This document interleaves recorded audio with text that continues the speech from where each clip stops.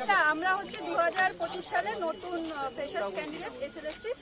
তো আজকে আমরা চেয়ারম্যান স্যার, সেক্রেটারি স্যারের কাছে গেছিলাম ডেপুটেশন জমা দিতে। আমাদের 5 দফা কিছু দাবি ছিল। দাবিগুলোর মেন যে দুটো দাবি ওনারা সেটা মেনে নেননি। প্রথম দাবি ছিল হচ্ছে সিট বৃদ্ধি করা, 1 লাখ সিট বৃদ্ধি করা, সেটা ওনারা মেনে নেননি। দ্বিতীয়ত কথা হয়েছিল আমাদের 10 নম্বর দেওয়া যাবে না অভিজ্ঞতায়, ওনারা সেটাও মেনে নেননি। এবং আমরা তারপর বলেছিলাম স্যার যদি বা 10 নম্বর আপনাকে দিতে হয় তাহলে সেটা ইন্টারভিউর পরে দিন। ওনারা সেটা পুরোপুরি নাকচ করে দেয় এবং বলে না, এটা রুলস অনুযায়ী যাওয়া হবে, আপনারা গেজেট করে নিন, গেজেটে দেখুন ভালো করে রুলস যা। তা আমরা ওনাকে ভালোভাবে রুলসটাও বুঝিয়ে দিলাম, কিন্তু তাও ওনারা সেটা মানতে রাজি নন। এবং ওনারা আমাদেরকে এটাও বলে যে আপনারা কি রুলস নিজের মতো করে ইন্টারপ্রেট করছেন, তাহলে তো আমাদের মতো একটা ইন্টারপ্রিটেশন আসে, আপনারা তো নিজেদের মতো রুলস ইন্টারপ্রিটেশন করছেন।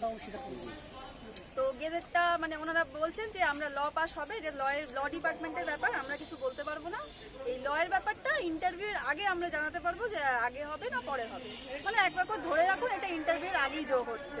মানে এরা এই দুটো পুরো যে মেন দুটো দাবি ছিল পুরোপুরি ওনারা নাকচ করে দিয়েছে। ইভেন আমাদেরকে বলা হচ্ছে যে যদি কেবিএনবি স্টুডেন্টরা পরীক্ষা দিয়ে, মানে টিচাররা পরীক্ষা দিচ্ছে, ইন সার্ভিসরা পরীক্ষা দিচ্ছে, তাতে আপনাদের অসুবিধার কি আছে? আমরা তো ভালো স্পেশালাইজ ভালো এক্সপিরিয়েন্সড টিচার, আমরা আরো ওদেরকে ভালো করে ওদেরকেই নেব। আমরা কেন ফ্রেশারদের নিতে যাবো? আমার তো এটাই মনে হয় যে এক্সপিরিয়েন্স যাদের থাকবে তারা বেশি ভালো পড়াতে পারবে। তারা স্যার ফ্রেশারদের কি হবে না, সেটা ফ্রেশাররা তো আপনারা আজকে অসভ্যতা করেছেন, চরম অসভ্যতা করেছেন, যেটা আমরা কোনোদিনও করিনি। সেই জন্য নাকি আমরা টিচার হওয়ারই যোগ্য নই। স্কুলগুলো তাতে যদি স্কুলগুলো মানে জিরো হয়ে যাক তাতে ওনার কোনো অসুবিধা নেই। বলছেন যে স্কুলগুলো এবং কেবিএস এনবিএস যদি আসে তাতে আমাদেরই ভালো, তারা তো এক্সপিরিয়েন্স, আরো ভালো পড়াতে পারবে আমাদেরকে। আমরা মানে ফ্রেশার দরকার নেই আমাদের।